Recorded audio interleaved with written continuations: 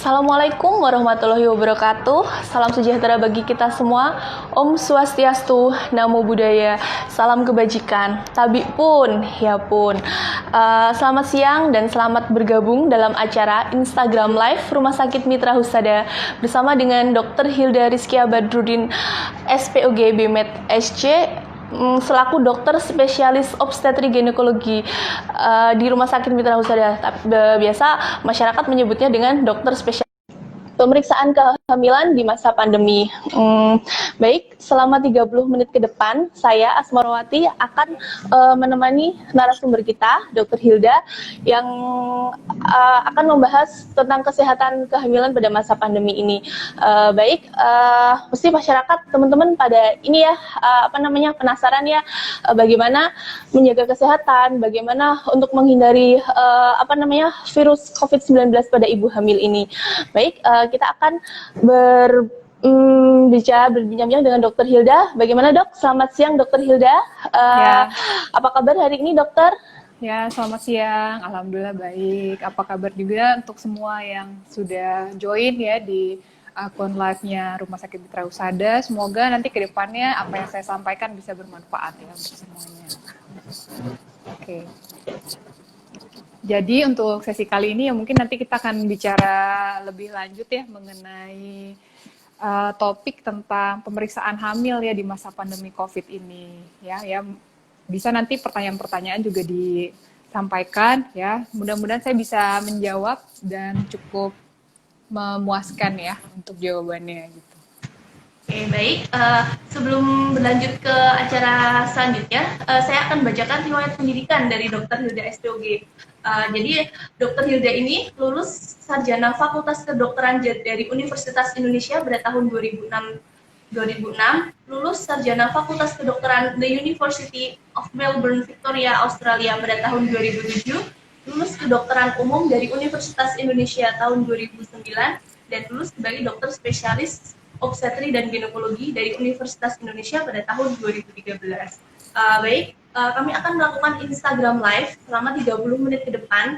Jadi untuk teman-teman atau audien yang mempunyai pertanyaan, boleh di-keep dulu ya. Nanti sampai pada sesi tanya-jawab akan kita buka pada kolom komentar. Oke, baik. Jadi dok, masyarakat ini pada penasaran nih dok, apakah ibu hamil itu sebenarnya beresiko tinggi ya dok untuk terkena COVID? Bagaimana dokter untuk penjelasannya? Jadi gini ya, untuk masalah kehamilan itu sendiri, untuk sebenarnya nggak sama saja ya resikonya dengan dewasa lain yang tidak hamil. Jadi kita semua itu memang beresiko, baik itu dewasa yang hamil ataupun tidak hamil untuk masa COVID ini. Ya prinsipnya sih ya tetap kita harus waspada gitu. Memang rekomendasinya untuk ibu-ibu hamil itu lebih baik kalau misalnya bekerjanya di rumah gitu. Karena kenapa sih dampaknya itu kan kalau ibu hamil mungkin kalau dewasa lain yang terkena dampaknya untuk diri dia sendiri. Tapi kalau untuk ibu hamil kan dampaknya untuk diri dia dan kemungkinan untuk bayinya juga. Jadi ya resikonya sama, intinya tetap sebisa mungkin di rumah. Kalau memungkinkan bekerja dari rumah, kemudian pada saat jika harus berpergian ya tentunya tetap harus jaga jarak, cuci tangan, bila memungkinkan pakai face shield juga, dan pastinya harus memastikan pakai masker gitu. Jadi sebenarnya prinsipnya sih sama saja gitu ya dengan yang lainnya. Baik dok, berarti prinsipnya sama aja ya dok ya, harus tetap menjalankan protokol kesehatan ya dok. Ya, untuk pemeriksaan kehamilan nih dok, mungkin ada perubahan nggak ya dok pada masa pandemi dengan atau sebelum-sebelumnya? Jadi apakah apa perbedaannya pemeriksaan kesehatan pada masa pandemi ini dengan yang sebelumnya? Gitu. Perbedaannya sih nggak terlalu banyak ya sebenarnya, dan mungkin yang direkomendasikan dan saat ini sudah ada rekomendasi dari beberapa itu ya lebih ke menyebutkan untuk pasien yang suspek ya, untuk pasien yang kita ada curigai ke arah COVID, atau kalau pada saat ini kan kita curigai bilangnya suspek atau kasus probable atau kasus yang konfirmasi. Nah, di situ dikatakan bahwa ya untuk pemeriksaan kehamilannya apabila tidak ada kegawat daruratan itu bisa ditunda sampai masa isolasinya selesai. Tapi sebenarnya untuk prinsipnya untuk yang lainnya yang misalnya tidak terkena itu ya tetap sih sebenarnya nggak terlalu banyak perubahan. Tetap setidaknya minimal 4 kali untuk melakukan antenatal gitu ya, antenatal atau pemeriksaan kehamilan.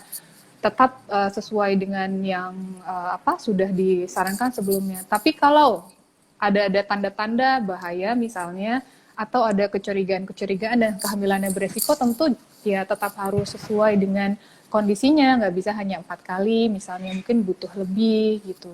Kalau toh ditunda juga pemeriksaan kehamilan, biasanya yang disarankan mungkin ya pemeriksaan di trimester kedua yang bisa ditunda. Tapi itu catatan ya, bahwa pemeriksaan yang ditunda itu ya nggak bisa untuk kehamilan beresiko. Nah, apa sih kehamilan yang beresiko itu? Contoh, hamil kembar. Nah, terus hamil dengan pertumbuhan janinnya terhambat gitu. Itu kehamilan-kehamilan yang memang setelah diperiksa oleh dokter kehamilannya beresiko ya, sehingga ya tetap nggak bisa untuk apa namanya ditunda pemeriksaannya, tetap harus ya sesuai dengan anjuran dari dokternya itu sendiri gitu. Oke, baik dok. Terus keadaan yang bagaimana ya dok? Misalnya yang urgent atau yang segera harus dibawa ke rumah sakit nih dok. Kadang kan masyarakat bingung nih harus dibawa ke rumah sakit atau enggak ya. Nah itu mungkin bisa diberi gambaran keadaan yang seperti apa yang harus segera dibawa ke rumah sakit atau dalam keadaan urgent kayak gitu. Itu bisa Ya, dijelaskan dok? sebenarnya tanda-tanda bahaya kehamilan ya udah sering sekali ya disampaikan mungkin oleh bidan, oleh dokter umum di puskes-puskes, kemudian juga oleh dokter kandungan. Nah, terus ada juga nih kan mungkin yang pada hamil tahu nih ya ada buku KIA ini ya. Nah, di buku KIA ini, nah sering kali nih saya dapat pasien ya, buku KIA ini hanya untuk dibawa aja, tapi nggak pernah dipakai atau dibaca gitu ya. Jadi bukunya masih halus gitu ya, nggak pernah kebaca nih. Sebenarnya kalau misalnya kita lihat dari buku ini bisa dilihat nih, di sini disampaikan dengan narasi dan dengan gambar-gambar. Di sini ada nih ya, tanda-tanda kehamilan, tanda bahayanya, kemudian apa aja yang di luar tanda bahaya tersebut ya. Jadi ya memang seharusnya buku KIA ini sudah cukup baik ya untuk dipakai, untuk dibaca-baca gitu ya. Jadi bisa kita pahami apa aja sebenarnya tanda bahayanya itu. Ya kayak misalnya kan kita bisa membagi itu ya. Kalau misalnya trimester 1 ya untuk hamil 1, 2, 3 bulan gitu ya. Nah itu kan berarti apa tanda bahayanya? Ya berarti kalau sampai muntah-muntah terus, nggak bisa makan, udah lemes, bahkan untuk bergerak aja susah, aktivitas sulit, ya tentu itu udah harus ke rumah sakit gitu. Jangan sampai takut dan terlambat ke rumah sakit, justru membahayakan dirinya sama bayinya gitu. Termasuk juga kalau misalnya perdarahan. Nah kalau perdarahan di trimester berapapun ya, baik itu kehamilan, usia kehamilan berapapun, kalau terjadi perdarahan yang misalnya berawal mungkin flek-flek dulu gitu ya, kemudian kok jadi makin banyak gitu ya, jadi satu softtek misalnya, atau bahkan bisa bergumpal-gumpal sampai keluar jaringan, ya itu jangan pernah menunda gitu ya, bahkan itu bisa masuknya ke gawat darurat gitu. Kemudian ada juga misalnya keluar air-air yang nggak bisa ditahan, ya artinya sudah terjadi kemungkinan besar kan ketubannya sudah pecah. Nah bayi itu kan di dalam kandungan kan butuh cairan ketuban gitu, jadi kalau misalnya air ketubannya berkurang ya otomatis ya bayi itu untuk pergerakan sulit, pernafasan sulit, sehingga bayinya bisa dibilang hipoksia. Apa ya hipoksia itu? Kekurangan oksigen di dalam kandungan itu. Jadi bisa menyebabkan nantinya gawat janin, beresiko infeksi juga. Ada juga nih misal pusing. Nah pusing itu pusingnya seperti apa? Nah di situ sebenarnya pusing itu kita harus lihat pusingnya membaik nggak dengan obat. Jangan-jangan tensinya tinggi gitu ya, udah mulai sakit kepala terus, ternyata setelah diperiksakan tensinya tinggi, 150, 160 gitu. Jangan-jangan sudah ke arah preeklamsia. Nah, hal-hal seperti itu ya jangan dikekap-kekap di rumah gitu ya. Jangan dibiarkan terus di rumah aja, tapi ya segera datang ke rumah sakit atau minimal sekali ya datanglah ke bidan terdekat atau puskes terdekat untuk mencari tahu masalahnya itu apa, seperti itu. Oke, baik. Jadi sebenarnya udah ada dirangkum atau direkap pada buku KIA itu ya dok. Jadi untuk ibu hamil harus sering rajin-rajin membaca, mempelajari sedang ada di posisi kehamilan berapa bulan atau ini bisa dibaca di situ ya dok. Betul sekali ya.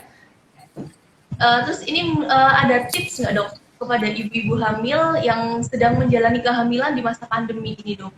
Tips untuk menjaga kesehatan atau mungkin untuk menjaga tetap kehamilannya itu sehat seperti itu dok.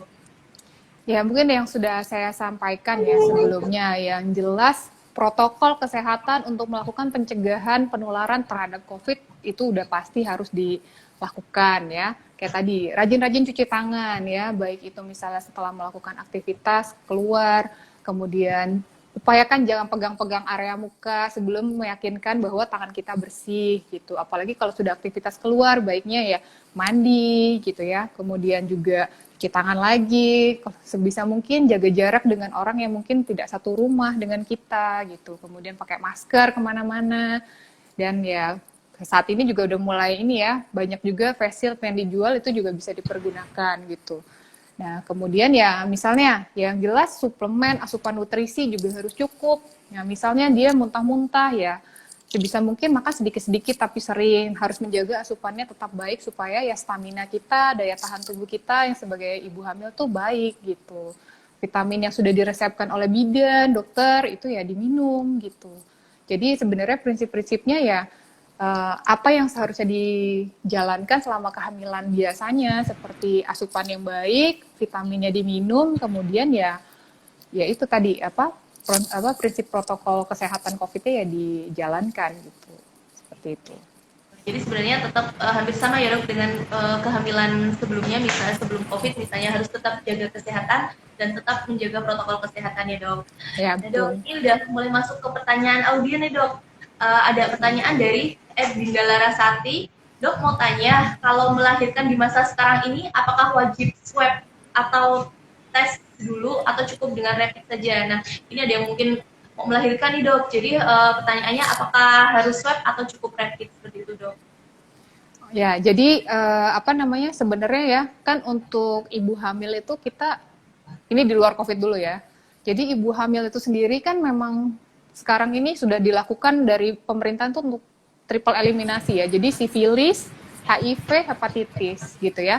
Nah itu juga masih sering kadang-kadang nggak dikerjakan gitu ya. Itu juga penting gitu ya selain untuk masa COVID ini.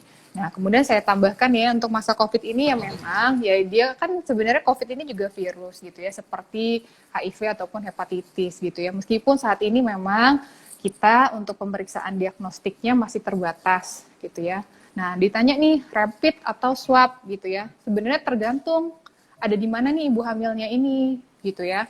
Nah, kita kan nggak bisa memaksakan ya ibu hamil itu harus langsung periksa swab. Memang kalau swab itu yang menjadi diagnosis standar ya untuk penegakan diagnosis apakah terkena COVID atau tidak. Ya, mungkin kalau di kota-kota besar seperti Jakarta itu ibu-ibu hamil sudah melakukan swab gitu ya, melahirkan supaya tahu resiko dirinya untuk bayinya juga. Tapi seperti ya mungkin kita contoh di Pringseu ini gitu ya, untuk swab kita mandiri untuk masih sangat sulit ya, harus ke Jakarta, pengirimannya lama, hasilnya juga mungkin berminggu-minggu.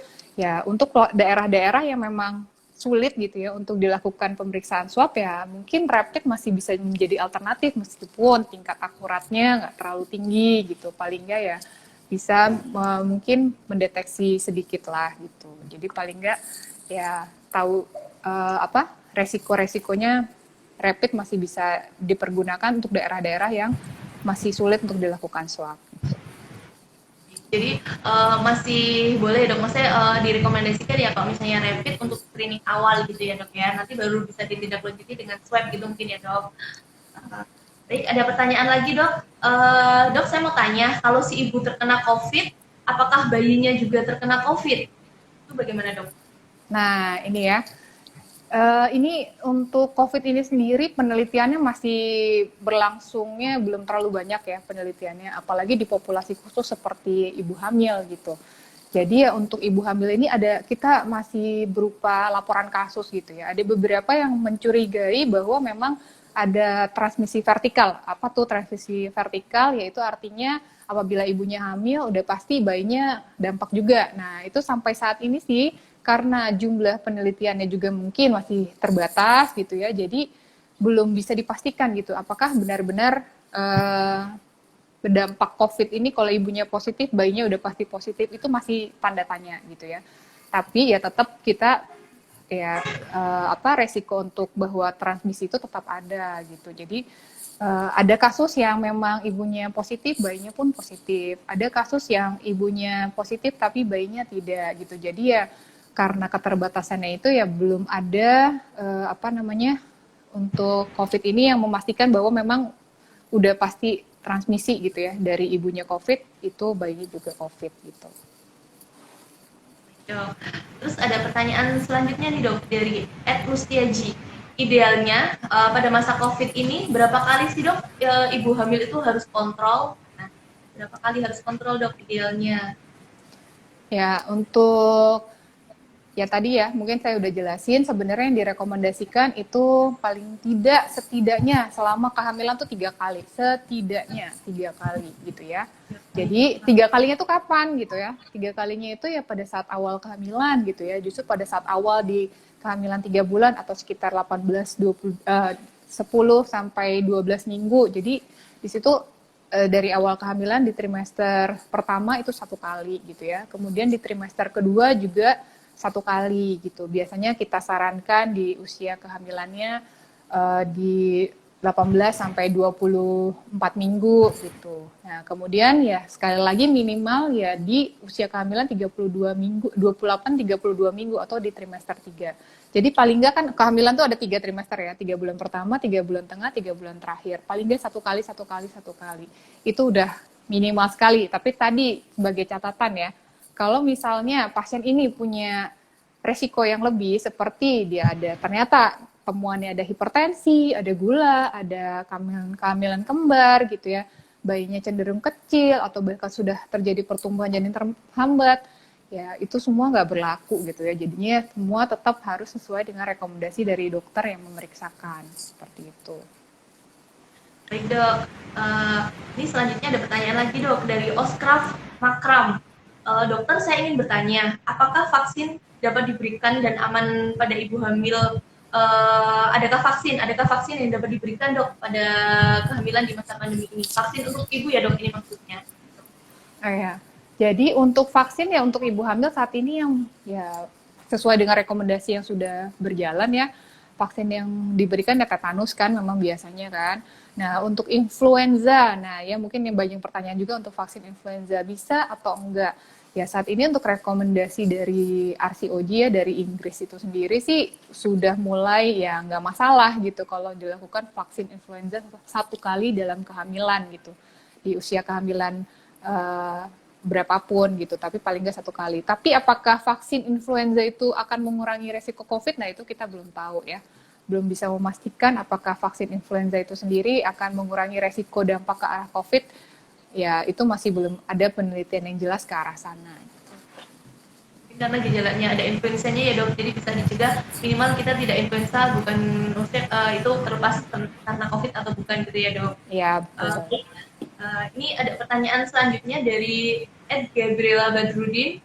Dok, apakah dengan ibu yang baru melahirkan dengan positif COVID boleh menyusui? Nah, ini boleh menyusui atau tidak ya dok? Nah, jadi kita kalau misalnya, nah sama nih, ini karena penelitiannya juga belum sebanyak seperti penelitian untuk HIV gitu ya. Kalau HIV kan kita tahu misalnya tergantung titer dari virus ibunya gitu kan, apakah menyusui atau tidak. Nah, saat ini sih ada beberapa penelitian yang menunjukkan ada juga bayi yang dilakukan rawat gabung, ternyata setelah itu bayinya lemas, terus terjadi hipoksia gitu. Terus kemudian di swab positif itu ada gitu kan. Tapi ada juga penelitian yang menunjukkan baik-baik aja nih bayinya gitu ya. Jadi kita belum bisa memastikan apakah menyusui itu benar-benar menyusui langsung itu benar-benar aman untuk bayinya.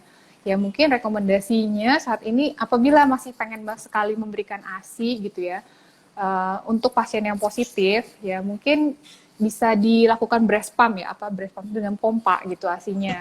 Mungkin ya dok ya. Ya mungkin ya, tapi kan untuk dari ASI sendiri apakah bisa menularkan ke bayinya itu kita belum ada penelitian sih sebenarnya.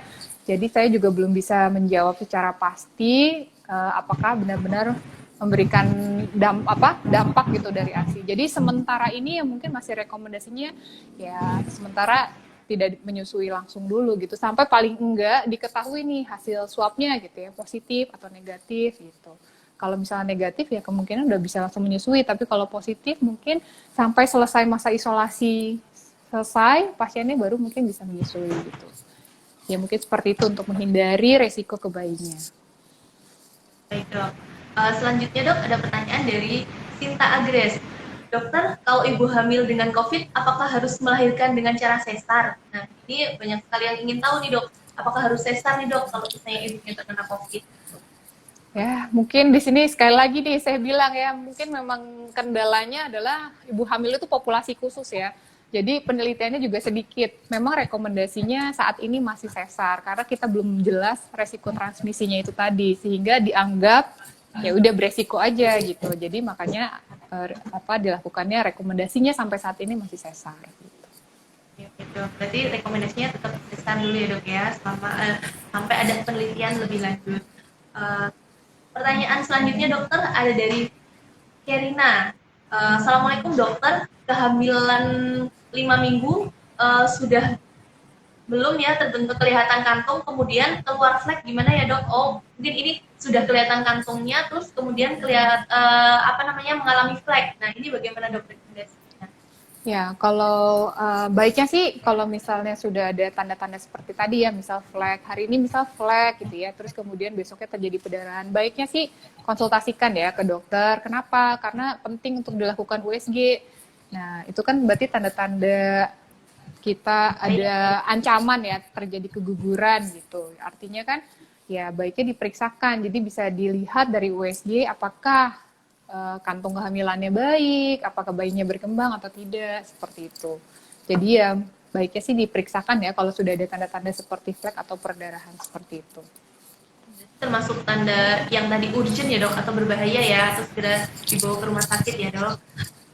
Baik dok, pertanyaan lagi dari Sinta Dewanti. Di masa pandemi ini kan membuat stres dok untuk sebagian orang, apalagi untuk ibu hamil. Bagi ibu hamil, apakah stres itu bisa ada efek ke bayinya dok? Nah ini gimana dokter?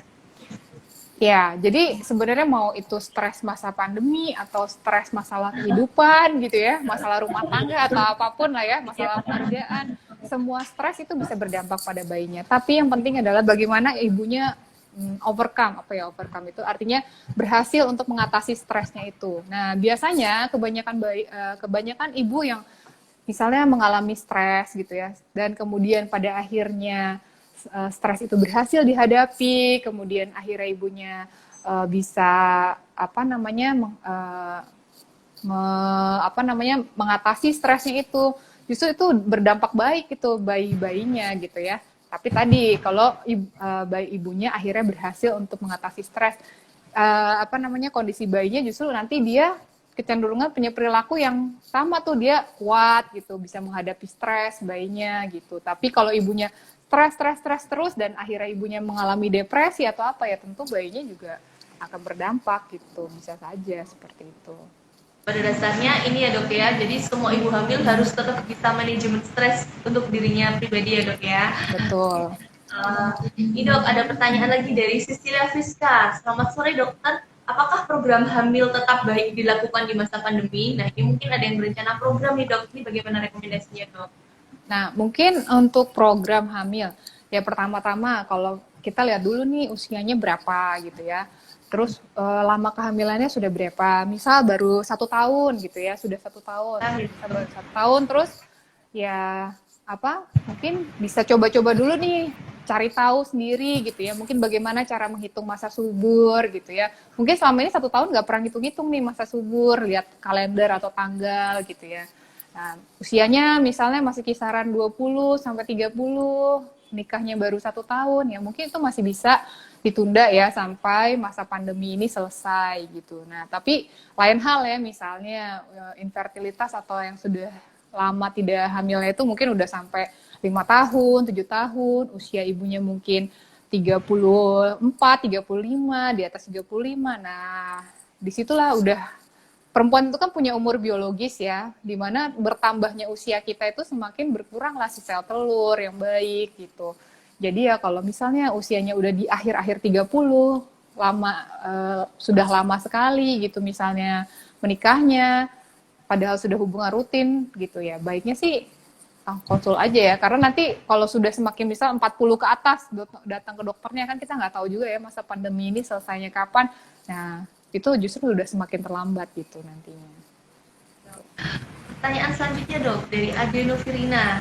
Izin bertanya dokter, alternatif olahraga yang bisa dilakukan oleh ibu hamil selama pandemi itu apa ya dok? Biasanya kan ada senam hamil, kan ada di puskes atau di bidan swasta gitu ya dok. Jadi kan untuk berkumpul kita lagi dibatasi ya dok untuk perkumpulan kayak misalnya senam, nah, untuk kegiatan-kegiatan komunitas itu kan sedang dibatasi. Nah ini olahraga yang direkomendasikan kira-kira apa ya dok? Oke, ya mungkin pertama nih kita lihat dulu nih sekeliling rumah kita seperti apa. Kalau misalnya kita punya sekeliling rumah yang kompleksnya lumayan jalanannya bukan jalanan raya, misalnya ada sekitar taman, bisa aja sambil berjalan-jalan di area rumah kita apabila misalnya orang-orangnya lagi nggak banyak, sepi gitu ya, itu bisa berjalan-jalan gitu. Tapi misalnya nih, kalau misalnya pengen nih coba senam hamil atau yoga hamil gitu ya, bisa juga pakai sekarang kan udah bisa tuh online ya dari YouTube misalnya. Nah, misalnya nggak puas gitu ya, misalnya nggak puas ya, bisa aja sekarang udah mulai ada nih ya kelas-kelas online untuk senam ataupun yoga hamil. Nanti kan di Mitra Husada juga kedepannya akan membuka nih kelas online untuk ibu dan senam hamil ya. Misalnya masih nggak puas nih dengan YouTube ataupun jalan-jalan aja, ya nanti mungkin kalau Mitra Husada udah launching dari kelas online dari yoga hamil ataupun senam hamil ya bisa join ya di kelasnya Mitra Husada. Uh, Ya, jadi ini ya dok, tetap jaga protokol kesehatan. Misalnya nanti mungkin ada virtual senam gitu ya dok. Jadi tetap aman, bisa Betul. senam dari rumah. Karena kan bisa komunikasi dua arah ya dok, kalau ada instrukturnya langsung gitu. Ya. Ya, ini dok pertanyaan selanjutnya dari Vicky Wijaya. Assalamualaikum dokter, mohon bertanya dok, untuk ibu hamil dengan hipersalivasi mungkin ya dok. Namun mau kontrol di masa pandemi ini sepertinya takut nih dok, agar tips untuk mengurangi hipersalivasi itu gimana ya dok? Kan Ya yang kita memang tahu kalau cairan itu kan bisa menularkan ya dok. Nah itu bagaimana ya dok? Ya, memang ibu hamil ini ada kecenderungan untuk hipersalivasi ya. Jadi pengennya ngeludah terus gitu ya. Ya. Ya mungkin saya mengambil tips saya pribadi ya. Kalau pada saat saya dulu hamil juga memang saya cenderung ingin meludah ya. Saya suka biasanya konsumsi buah-buahan tuh gitu ya. Mungkin jeruk gitu ya. Sedikit aja gitu untuk ngurangin karena kan kecenderungan untuk pengennya ngeludah terus gitu ya. Kita coba kayak jeruk kan vitamin C gitu ya, kemudian makan buah-buahan juga, ya nggak perlu dalam jumlah banyak ya mungkin untuk dikemut, dan itu pun menambah asupan vitamin dan mineral untuk kita kan gitu. Jadi ya cemilannya jadi cemilan sehat sekaligus ngurangin persalivanya itu gitu ya. Ya mungkin tips dari saya sih itu ya gitu. Oke, baik dok. Nah ini ada pertanyaan lagi dok dari Marina Nosin.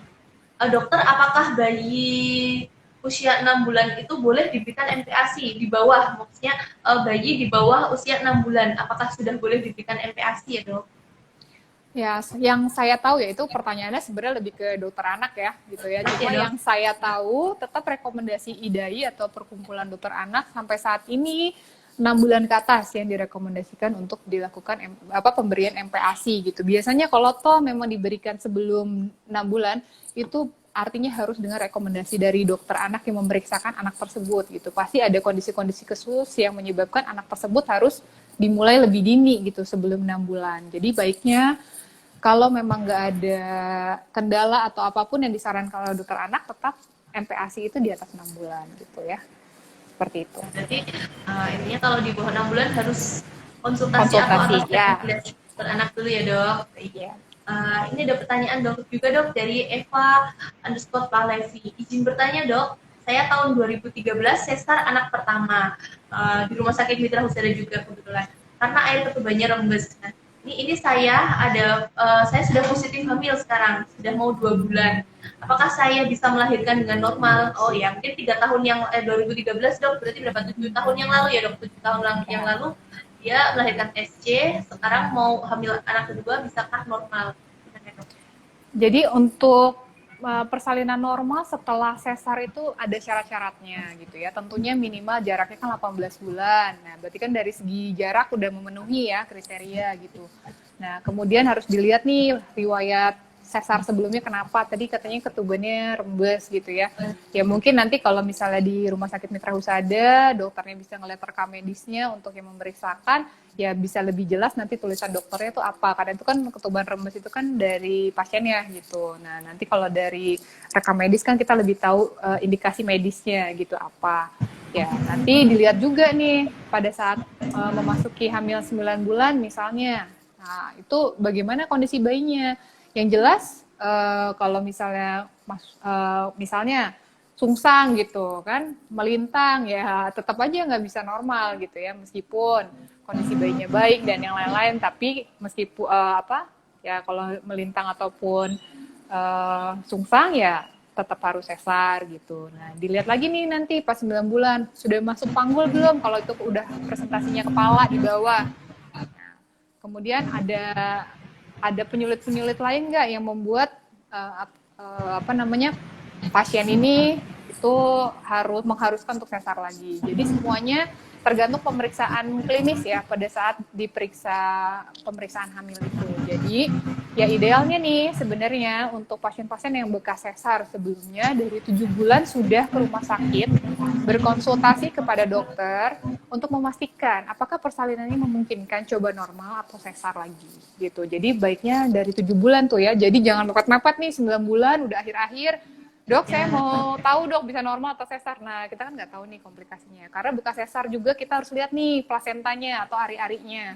Apakah ari-arinya itu beresiko untuk terjadi arus darahnya itu untuk dari pembuluh darahnya itu menembus rahim atau enggak gitu ya, mungkin ya kita sebut plasenta akreta atau tidak, karena itu resiko untuk pasien-pasien yang dengan bekas sesar. Jadi ya harus di USG, harus dilihat kondisi bayi, ari-ari, kondisi ibunya, apakah posisinya sudah kepala dan lain-lain.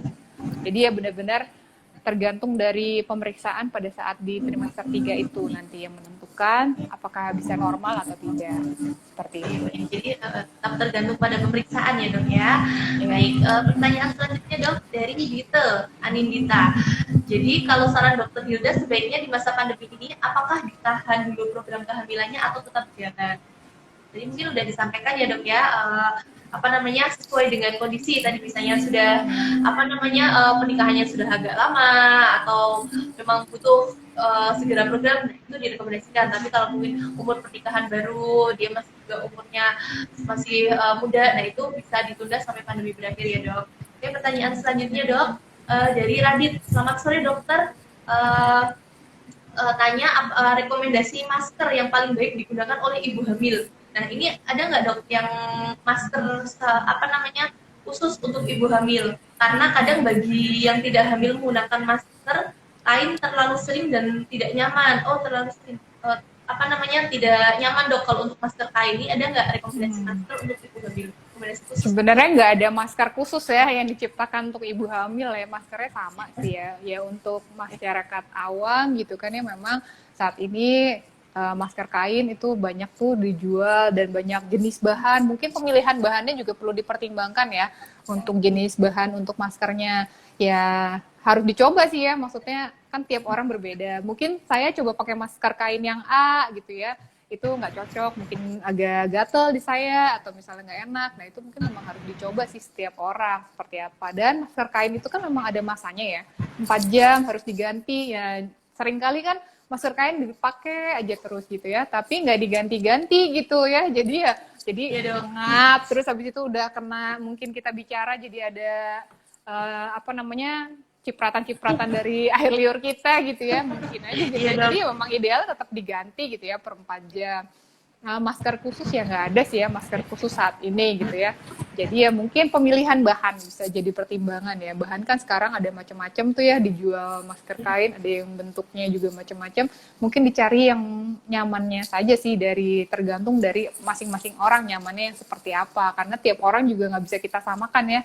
Gitu. Mungkin yang Mbak Moro pakai nyaman untuk Mbak Moro, untuk saya belum tentu juga gitu kan. Nah, ya seperti itu ya. Jadi nyamannya kita aja dong, bisa trial and error ya dok. Iya, betul. Ada pertanyaan lagi dok selanjutnya dari Maria Ratna Juwita. Dok, saya mau tanya, untuk ibu hamil dengan riwayat yang buruk, apakah boleh sering memeriksakan kehamilan atau ada cara lain tertentu seperti itu? Nah, sekali lagi ya, ini maksudnya pasiennya sudah hamil gitu mungkin ya. Terus kemudian ada riwayat kehamilannya nggak bagus gitu ya. Ya mungkin misalnya kehamilan sebelumnya mungkin sering keguguran gitu ya. Perdarahan seperti itu mungkin ya. Perdarahan, terus ada ya sekali lagi kita harus lihatnya case by case ya, atau kasus demi kasus gitu ya. Pasien-pasien dengan riwayat obstetri buruk, misalnya dengan riwayat abortus sebelumnya, sudah 2 atau 3 kali, atau pernah hamil di luar kandungan, atau ternyata riwayat infertilitas gitu ya. Semua ya harus kita lihat satu persatu nih kasusnya. Dulu kenapa, penyebab kegugurannya, kira-kira.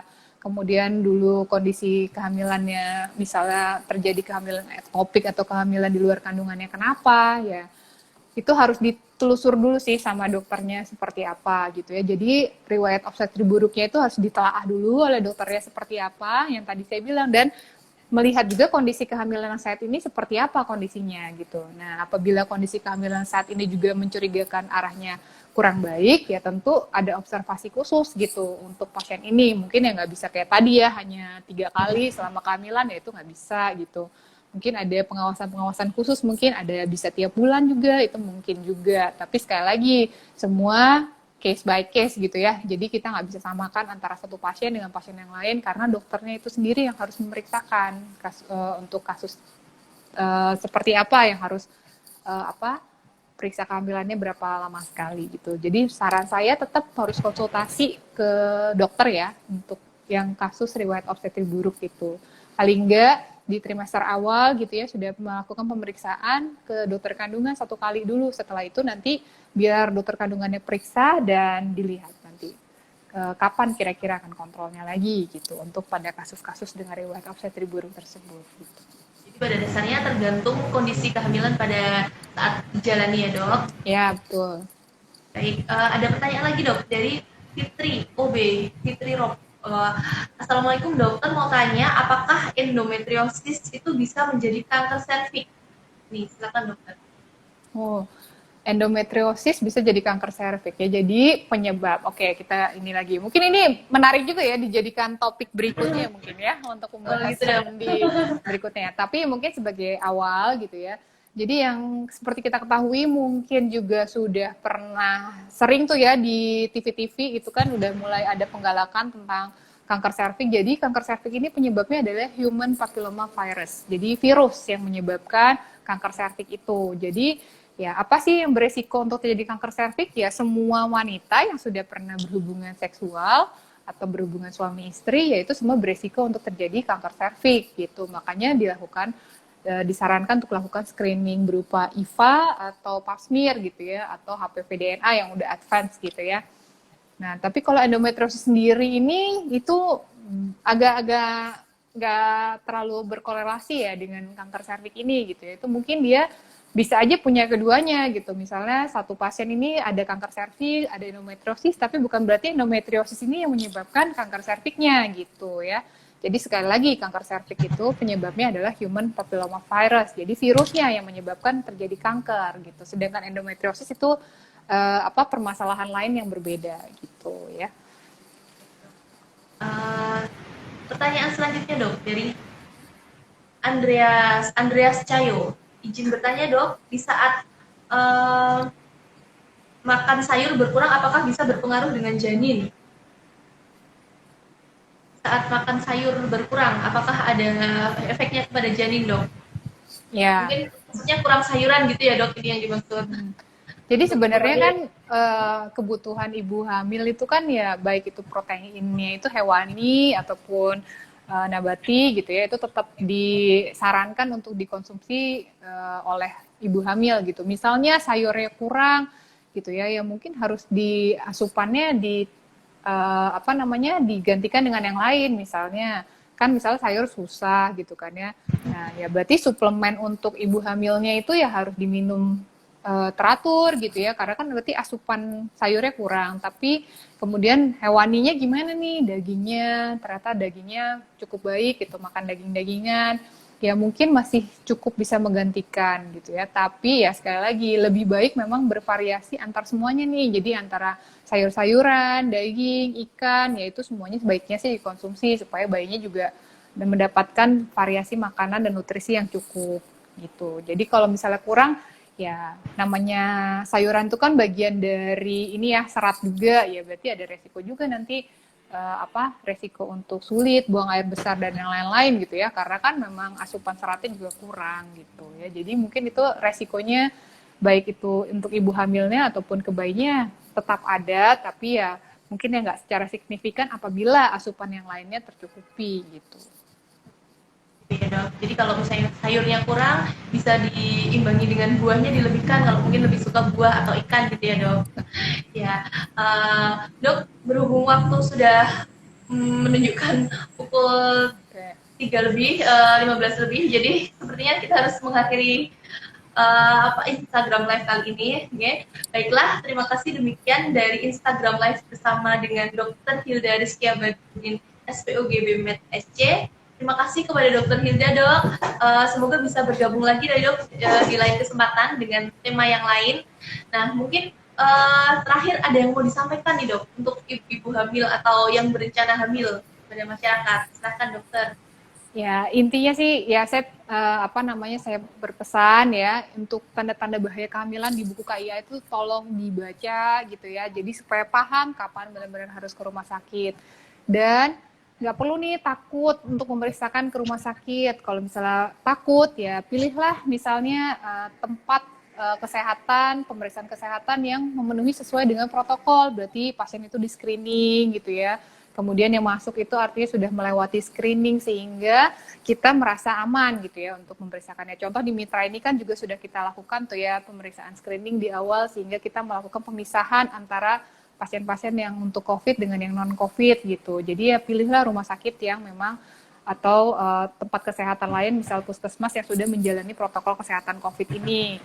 Dan ya tadi paling nggak yang minimalnya itu harus dijalankan gitu dan harus sesuai dengan rekomendasi dari dokter untuk pemeriksaannya. Satu lagi nih ya, mungkin tambahan dari saya untuk masalah USG nih ya, mungkin mindset karena ya sebelumnya saya juga pernah bekerja di kota besar gitu ya, sama sekarang saya bekerja di Pringsewu ini, mungkin mindset di sini tuh sekarang saya lihat ya, warga itu lebih, kalau USG hanya ngeliat, oh ya dok ini laki-laki atau perempuan ya dok, nah itu duluan tuh yang ditanya. Ya saya paham sih itu memang ingin diketahui gitu ya oleh pasien ataupun suaminya, tapi ya sekali lagi USG itu sebenarnya tidak mutlak untuk itu saja gitu. Yang lebih penting apa? Kita lihat nih bayinya 1 atau 2 di dalam rahim atau di luar rahim gitu ya. Air ketubannya bagaimana, posisi bayinya bagaimana, dan penting lagi nih ada kelainan nggak bayinya gitu kan. Nah, kalau misalnya ada kelainan, itu mau itu perempuan, mau itu laki-laki kan jadi ya dampaknya ke ibunya gitu. Jadi tolong ya untuk USG itu penting juga dalam kehamilan setidaknya 3 kali. Kalau nggak memungkinkan banget itu 2 kali atau 1 kali selama kehamilan. Dan sekali lagi tidak hanya untuk melihat jenis kelamin ya. Jadi itu lebih melihat kondisi bayinya seperti apa gitu ya. Jadi tolong ubah pemikiran bahwa USG itu hanya untuk melihat kelamin, tapi untuk melihat kondisi bayinya, apakah baik atau tidak, posisi, dan apakah ada kelainan atau tidak. Mungkin itu pesan terakhir dari saya, dan ya semoga apa yang saya sampaikan dan pertanyaan-pertanyaan tadi yang sudah diberikan, mudah-mudahan jawaban saya cukup memuaskan. Ya mungkin apabila kurang memuaskan, mungkin bisa masukkan lagi ya pertanyaan-pertanyaan lewat Rumah Sakit Mitra Husada, nanti mungkin saya upayakan untuk menjawab pertanyaan-pertanyaan. Oke, baik. Dari saya. Ya, terima kasih dokter. Berikut pemaparan dari Dr. Hilda SPOG. Semoga bermanfaat untuk kita semua. Dan bagi audien yang ingin mengusulkan materi live, bisa DM atau direct message ke Instagram @Rumah Sakit Mitra Husada. Nanti bisa diusulkan, bisa kita lakukan di pembahasan Instagram live berikutnya. Baik, terima kasih kepada semua audien. Semoga bermanfaat. Tetap memakai masker, jaga jarak. Sampai jumpa. Dan terima kasih, keep safety and healthy, kesehatan Anda, kepedulian kami. Terima kasih.